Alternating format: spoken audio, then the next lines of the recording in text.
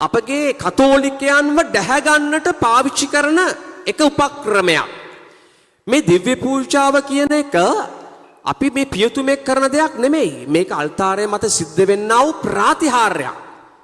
සභාව අවුරුදු 2000 ගණනක් මෙහෙම ඉස්සරහට ආවේ මේ වෙන පිටස්තර බාහිර දෙයක් නිසා නෙවෙයි.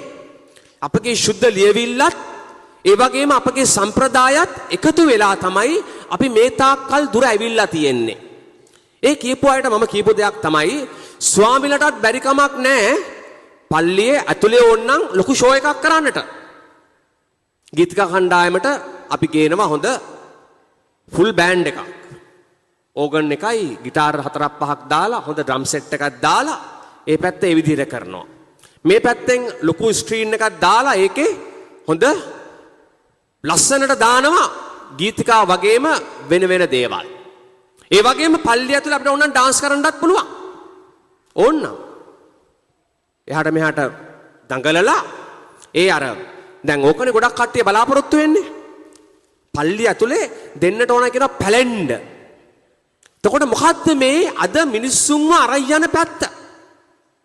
අපි හැම කෙනෙකුටම මේකද ලොකු ප්‍රශ්නයක් වෙලා තියෙනවා. ඒ වගේම සමහර විට විශ්වාසය මද වෙච්ච ඒ වගේම Tamanගේ ජීවිතයේ සමහර වරප්‍රසාද ලබන්නට කැමති බොහෝ දෙනෙක් අද මේ ශුද්ධ පේදුරුතුමා මත ගොඩනගපු මේ ශුද්ධ සභාව එකම කතෝලික ශුද්ධ සභාව අතෑරලා යන්නට පටන් ගන්නවා. අද ගොඩක් දෙනෙක් කියන්නේ come and see මොනවාද බලන්න තියෙන ගිහිල්ලා ඉවර වෙලා.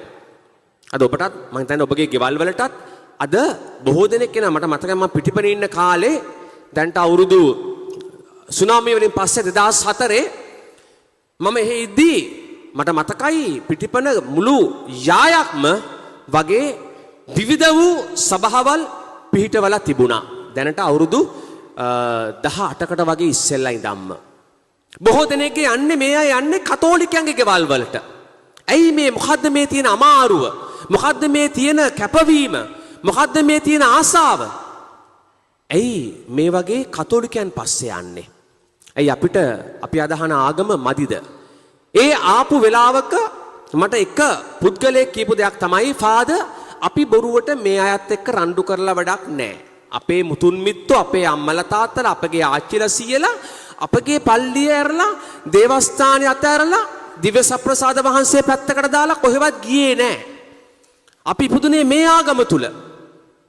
ඒ come and see කියලා ඇවිත් බලන්න කියලා කියපු එක්කෙනෙකුට මම අහපු එක ප්‍රශ්නයක් තියෙනවා ෆාදර් මේක හොඳ දෙයක් ඔබ වහන්සේගේ මිනිස්සුන්ටත් කියන්න කවුරු හරි ගෙදරට ආවොත් එහෙම ඕනම ආගමකින් මම මේ කතා කරන්නේ කතෝලික සභාව කැඩලා ගිය අනෙකුත් කුඩා කණ්ඩායම් සම්බන්ධයෙන්.